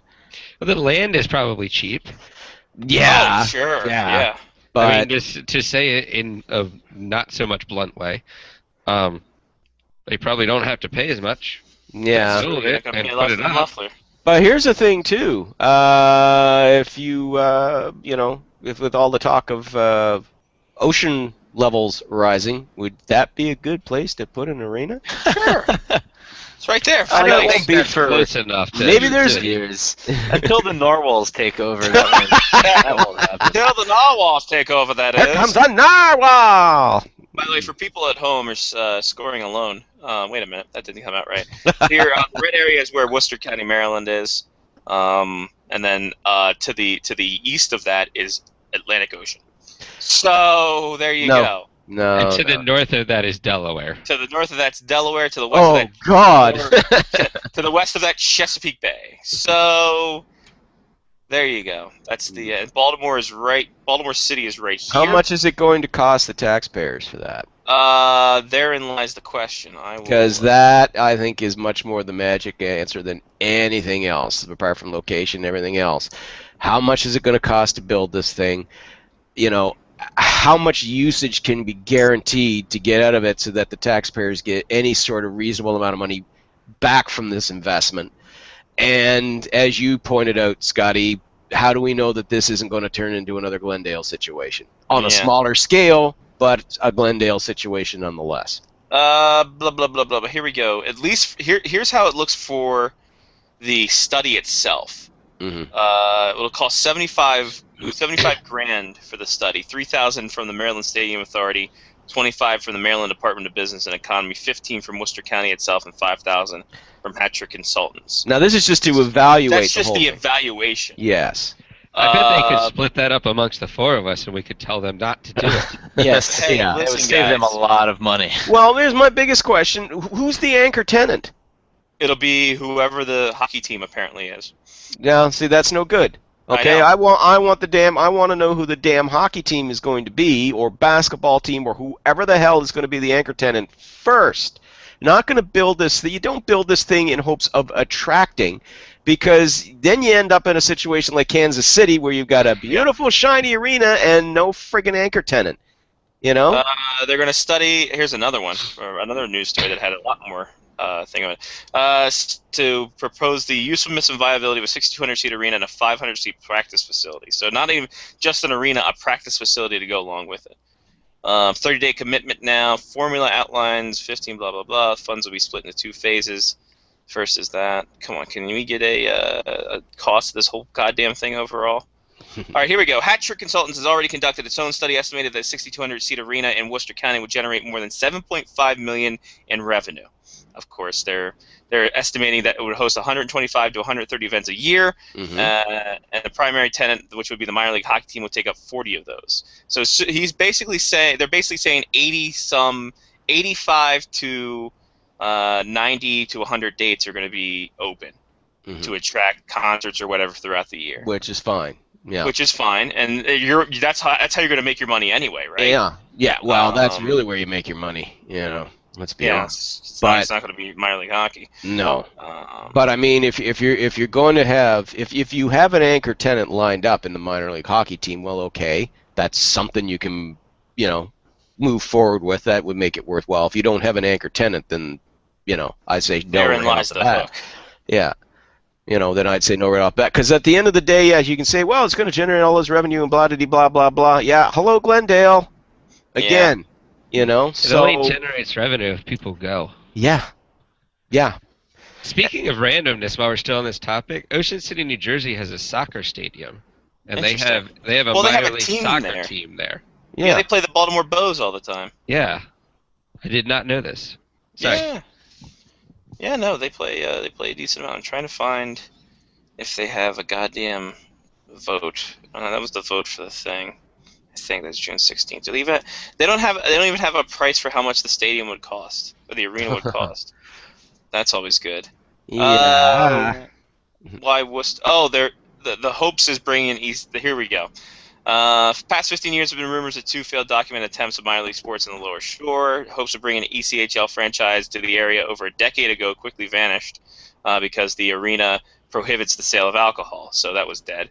Mhm. They can bring in NBA, possible tenants, blah, blah, blah. Can we get a cost here, for Christ's sake, newspaper? Lord. Jesus Christ on a bike. If you don't have the friggin' overall cost, you know, or at least the estimated cost they have early in the consulting article, then it's red flag, red flag, red flag. Yeah. They also need enough parking for all the tractors too. That's very true. It's very true, because tractors are going to be a whole big thing. County bites on sports arena pitch from pro hockey owners. Jesus Christ, can we get my God. Anyway, by the way, for facts and figures, Worcester County is 695 square miles in total land, and 51,000 people estimated to live there population-wide, according to census. So, there you go. Over 50,000 people live there in the area. That's really small. Yeah. So that's not very sustainable, is it? No, that's not going to be sustainable at all. Minor league team, that's not very sustainable. Not for an area, a non-hockey market. Yeah. Yeah, in a hockey market, yes, we wouldn't be having this discussion. Yeah. Here we go. Overall cost estimates from consultants are based on a $40 million price tag, but one of the lead guys in the council said the increased estimates to $40 to $50 million, emphasizing that Worcester County would not provide that amount towards the arena. There are a number of funding opportunities available, such as private and public and private partnerships. Okay. Well, now, okay. You know, if you're shifted. Well, no, if you're not talking about the taxpayer being fully on the hook for this. Yeah. Right. Okay. Well, now that's something maybe that you can turn around and look at exploring, because that's something that I am dead set against. I don't. Oh, I'm sure these people are too, because they're old, stubborn people who don't give a shit. Yeah, well, it pisses me off when I see, you know, these cities being put on the hook for millions and millions to pay to build arenas for these billionaires, for billionaire or multi-millionaires who can afford to do it themselves.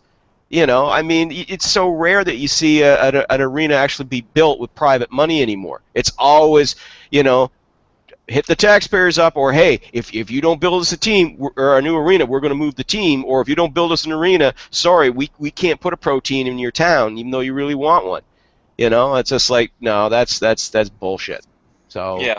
But if you're talking, where there can be I'm even willing to say, yeah, listen, a fair split of 50-50, private and public money, okay, yeah, okay, I could even see that, provided it's being, well managed. I could even go along with that. But yeah, you don't want to have these guys, the taxpayers being on the hook for everything. Especially since literally the majority of the taxpayers will never see the inside of that arena. Yeah, pretty much. There you go. Pretty much. I'm trying to think of what the Maryland Stadium Authority actually does. Just in terms of like how they gig. Yeah, I mean, there's 7 members on the board, and they just take lottery money, and then that's about it. Just trying to think of lottery money went to the schools, Scott. Please, you kidding me? School of Hard Knocks, son. Actually, you know what? They do. Have you seen the dealer schools at Marley Station Mall for the casinos? Yeah, that's the schools they go to. The dealer schools. Those are the best. The authority is a public corporation of Maryland, which is authorized to use tax-exempt bonds for financing its operations. That doesn't seem shady at all. Proceeds from the sales of these bonds and any other revenues collected are deposited made in the stadium financing fund. Yeah, that seems on the up and up. I'm glad it's been around since 1986. Holy Jesus. Other projects, Maryland Stadium Authority was Oriole Park, Baltimore Convention Center, Hippodrome, M&T Bank Stadium, all these other crap. Ripken Stadium in Aberdeen. The University of Maryland Parking Garage. Glad they shipped out money for that. Jesus Christ, Maryland Stadium Authority, come on. What are you doing? And this is all because Robert Irsay moved the team, and they had to have a general council to have this team, to have a Maryland Stadium Authority overall. Good job. Good work. Good effort. Anyway, that's that. I'm done. I'm done my Maryland Stadium Authority takedown. Sorry, everybody. Hey, that was okay. Yeah, that was all right. I actually learned something. It's interesting to see this side of it after talking to Michael Barak of the Hat Trick Consultants. Mm-hmm. and obviously they're gonna paint different pictures and all that. But well, that's their job. I don't fault them. yeah, for sure. I mean, good job, man. Yeah, it is what it is. So. Oh yeah. We'll see. He mentioned ECHL, but he's like, yeah, let's maybe if that's not working out, the SPHL, maybe a USHL team. I'm like, well, you're gripping at straws at an ECHL team for that area, much less a Tier 1 Junior A team. Good luck. Oh well. Hey, you can dream. It'd be nice to have a minor league hockey team in Maryland, but it's not going to happen in Baltimore because the Blast run that town, and it's not going to happen anywhere else because we saw what happened to the Chesapeake Icebreakers. They make it a poops. They make it a poops, Lyle. Go Orioles. Yeah, go O's. Except when you're playing against the Blue Jays. Sorry.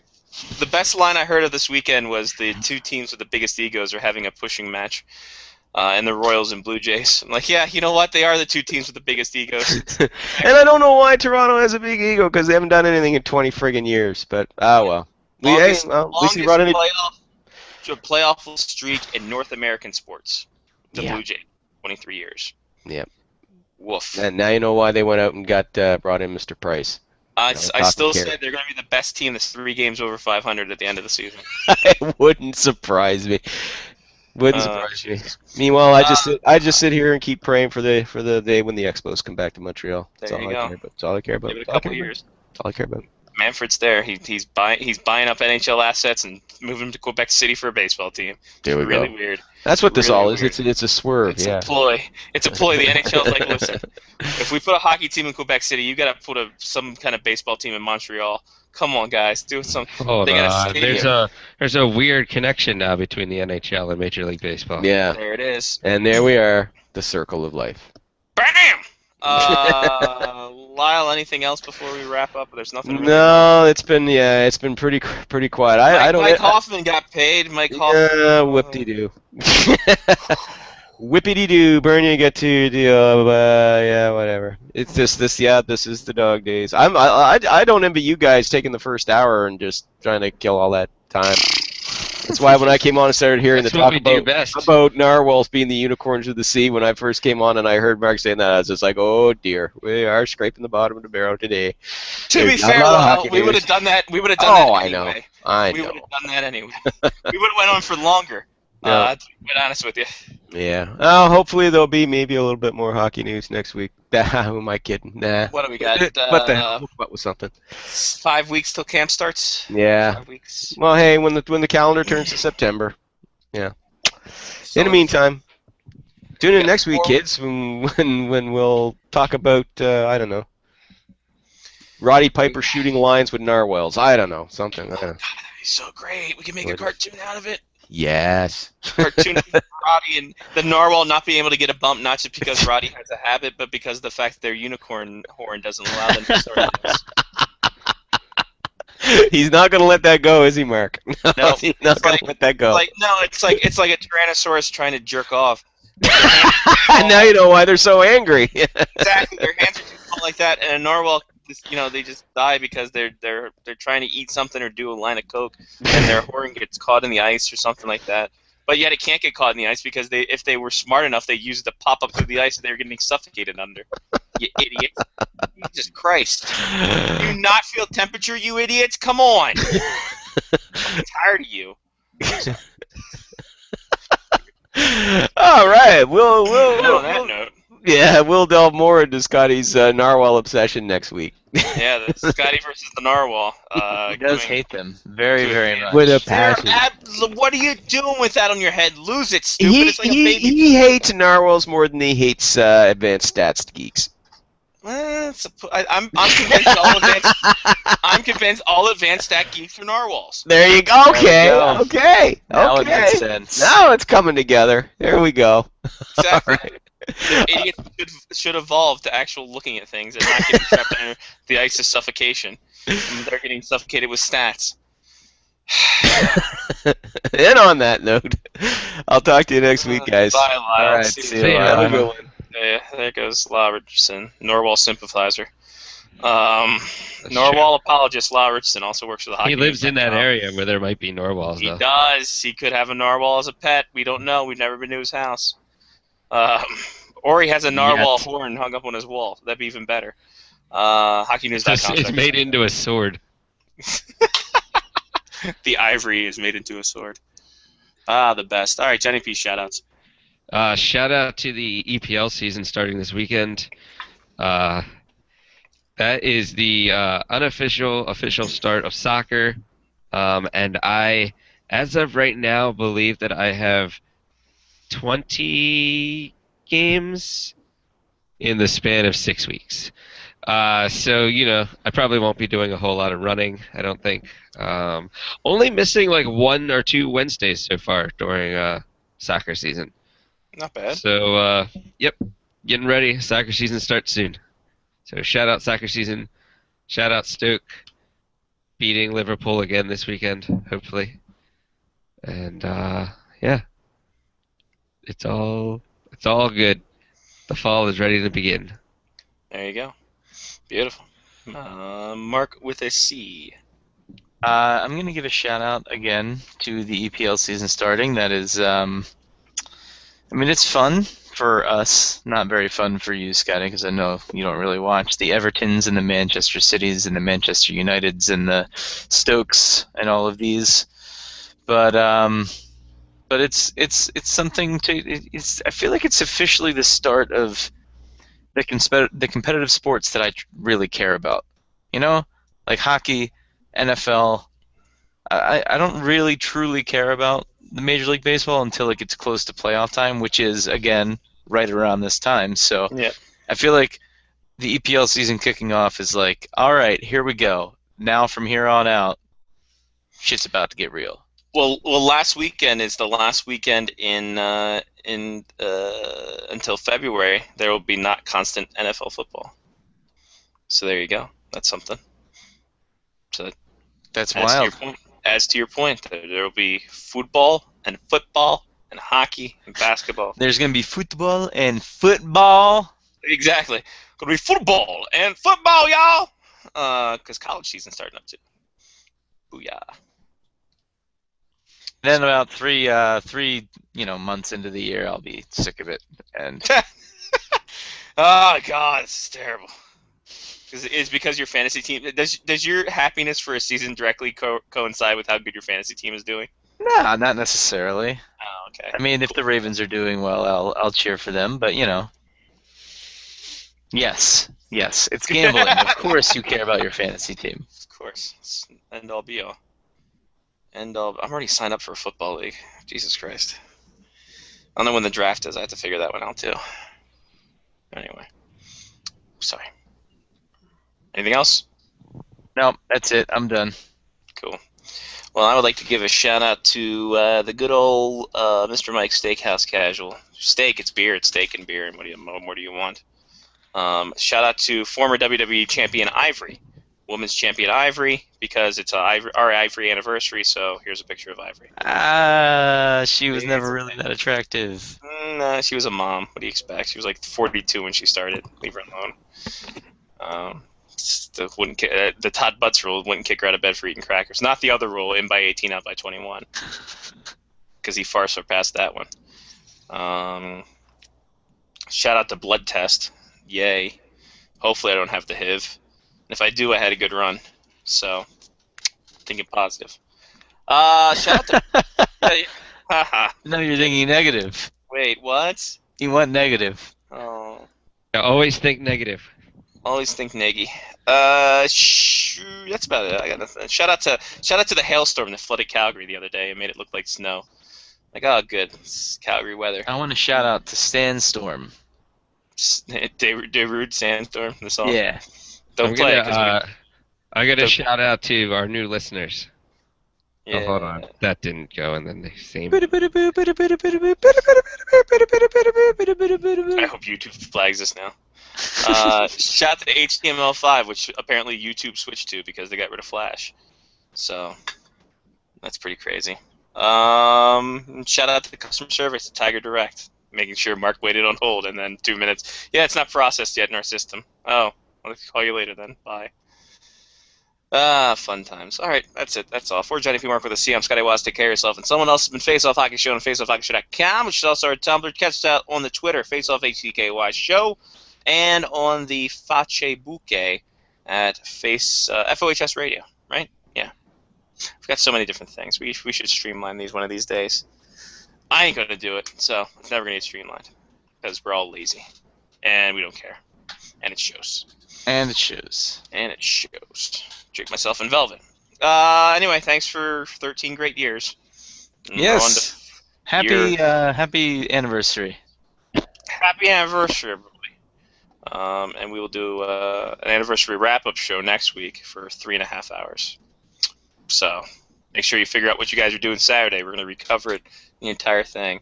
Hey, I might even post up the first show, too. Why not? Repost that up for old time's sake. Where we make a Corey Stringer joke 6 hours after his death. Yeesh. David P. Lycomi coming through in the clutch for us, guys. Anyway, till next week. Peace.